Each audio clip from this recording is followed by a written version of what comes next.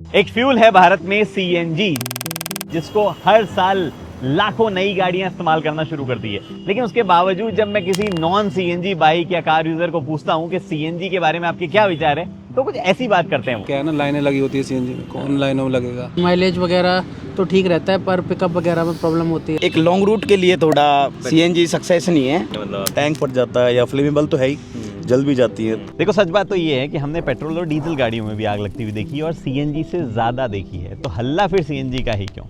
क्या वो पेट्रोल के मुकाबले जल्दी आग पकड़ लेता है? साइंस तो ऐसा नहीं बोलता है। तो फिर गैस है, स्प्रेड जल्दी हो जाती है। इसलिए गैस तो एलपीजी भी है जो हम घरों में इस्तेमाल करते हैं, जो कि हवा के मुकाबले भारी होती है। तो जब लीक होती है तो सतह पे लीक होती है, वहीं पे आग लग जाती है। सीएनजी जो है वो हवा के मुकाबले हल्की है, ऊपर की तरफ उठ जाती है। तो फिर अगर आप कंबस्टन वाला लॉजिक भी लगाओ कि किस टेम्परेचर पे आग लगती है, तो उस हिसाब से भी सीएनजी जो है एलपीजी से बेटर है। मुझे पता है अब आप क्या बोलोगे। आप बोलोगे कि देखो, सीएनजी टैंक तक तो ठीक है, उसको बाद में गाड़ियों में जब इस्तेमाल करना होता है तो पाइप्स के थ्रू गुजरती है, मल्टीपल जगहों से गुजरती है, गाड़ियाँ चलती है, इधर उधर हिलती डुलती है, वियर एंड टियर होता है। अगर आपका ये लॉजिक है तो इस पर ज़रूर थोड़ी बात की जा सकती है। लेकिन ये सारी बातें जो है वो आज की क्यों जा रही है, वो आज कैसे उठा के लाया हूँ मैं? बजाज ने मुझे कुछ दिनों पहले जो है अपनी सीएनजी बाइक भेजी, फ्रीडम 125, जिसको मैं अब काफ़ी दिनों से चला रहा हूँ। और एक चीज़ जो है वो आप समझ लो कि इंडिया में भले ही आप 3 व्हीलर 4 व्हीलर बस वगैरह जो है वो देखते होंगे, लेकिन सबसे ज़्यादा बिकती है बाइक्स। और अगर सीएनजी में सच में इश्यूज़ हैं तो ये बाइक्स या बाकी व्हीकल्स बन कैसे रहे हैं, इन सब चीज़ों की मैं बात करूंगा। लेकिन सबसे पहले बात करते हैं इस बाइक की, जो कि है बजाज की फ्रीडम 125। अब देखो, मैं इसको काफ़ी दिनों से चला रहा हूँ और मैंने मल्टीपल टैंक्स जो है इसके फुल करवा लिए हैं। बहुत सीएनजी और पेट्रोल जो है वो भी मैंने भरा के इसको चलाया है। और मैं सच बता रहा हूँ, मतलब जैसे क्या है ना कि ये बाइक कम्प्लीटली नई है, डिज़ाइन नई है। ये बाइक जो है उसकी चैसी भी नई है, इंजन भी नया है और वर्ल्ड की पहली सीएनजी बाइक है।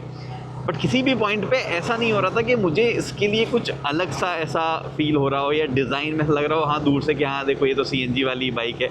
This just looks like a normal bike. और वो इसके लिए बहुत ही बढ़िया चीज़ है। नॉर्मल दिखना जो है वो इसके फेवर में काम करता है मेरे ख्याल से।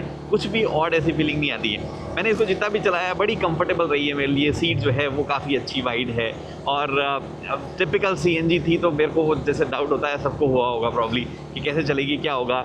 राइट फ्रॉम द स्टार्ट जब मैं करता हूँ, जैसे मैंने अभी आपके सामने किया है, तब से लेके आप सीएनजी अगर आपको स्विच करना है पेट्रोल या सीएनजी के बीच में, या ट्रैफिक में मैंने इसको चलाया, हाईवे पे भी मैं इसको लेके गया हूँ, हर जगह जो है एकदम नॉर्मल रही है।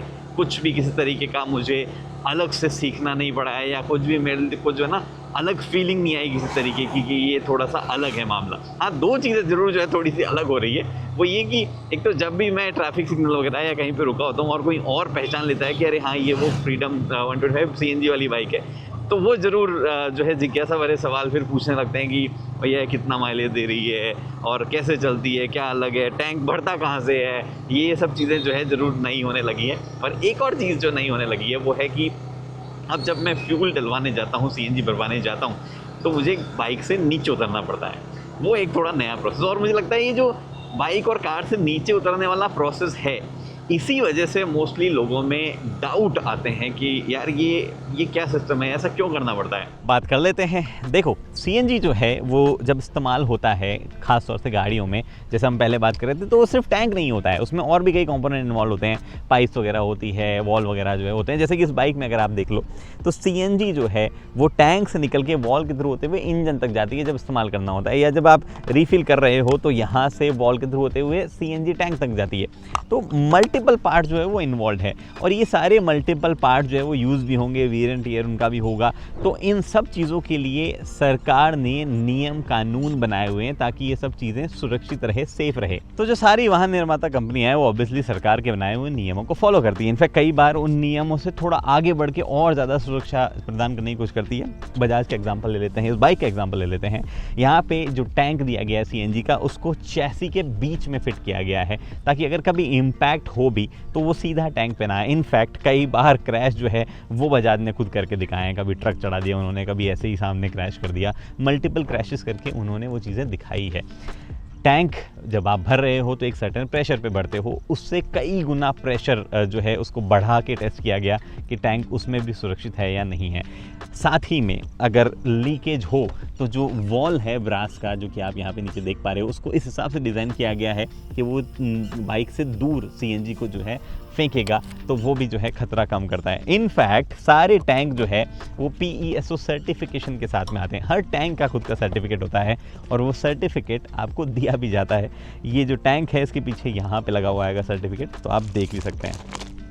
तो ये सब चीज़ें तो मैन्युफैक्चरिंग में ध्यान रख ली जाती है, लेकिन आप जब CNG का लगातार इस्तेमाल कर रहे हो गाड़ी का, तब हर 3 साल में उसकी हाइड्रोस्टैटिक टेस्टिंग जो है वो भी होती है, जो कि बेसिकली एक सर्टिफिकेशन है कि हाँ अभी भी सब कुछ सही चल रहा है। लेकिन भारत में जो CNG है वो आफ्टर मार्केट भी लगाया जा सकता है, यानी कि गाड़ी जब खरीदी तब CNG नहीं थी लेकिन बाद में इंस्टॉल करवा ली। आम तौर पे प्रॉब्लम वहाँ पे शुरू होती है।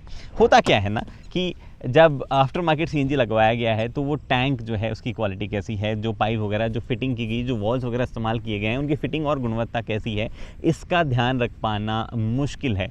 इसीलिए जब आप देखते हो कि कुछ एहतियात बरते जा रहे हैं, जैसे कि टैंक फिल करवाते टाइम पे गाड़ी से बाहर उतरना, उससे दूर रहना, या फिर हाइड्रो टेस्टिंग जो है वो बार बार करवाना, जो लेबलिंग जो है वो रहे कि भैया CNG का लेबल लगा हुआ है वैलिड है या नहीं है, ये सब चीज़ें एहतियात के तौर पे करी जाती है ताकि चीज़ें सब कुछ सेफ रह सकें।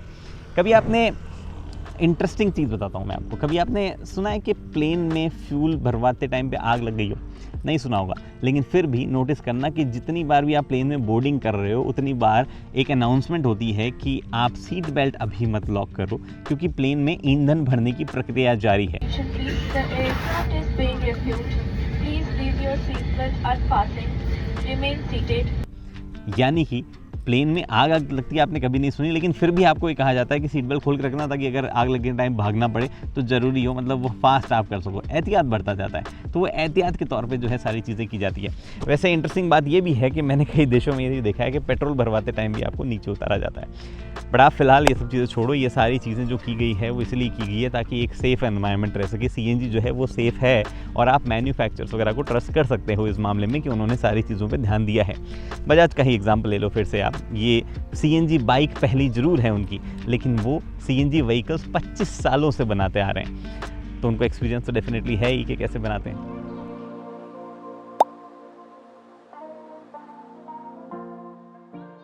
क्या करता है आदमी वैसे पैसे बचा करके क्या करता है? पैसे बचा करके अपने सपने पूरे करता है और क्या करता है। पैसे होते हैं ना तो आप थोड़ा आप प्लान कर सकते हो चीज़ें। हाँ। आपको आप ये नहीं है कि आप अरे यार पैसे नहीं है, प्लानिंग हो गई माइंड में लेकिन पैसे नहीं है, हाँ। तो फिर वो कुछ नहीं हो सकता ना। हाँ। प्लानिंग भी जरूरी है और पैसे भी। हाँ। और पता है इस बाइक का नाम फ्रीडम कैसे रखा गया? फ्रीडम बाइक का नाम कैसे रखा होगा? मेरे को बेसिकली कॉन्सेप्ट ये था कि आपको थोड़े बचत करके और आज़ादी हो बाकी चीज़ें करने की। हाँ मतलब ठीक है, ये भी अच्छा है वैसे, मतलब मैसेज तो अच्छा है। हाँ। मैसेज तो अच्छा है फ्रीडम।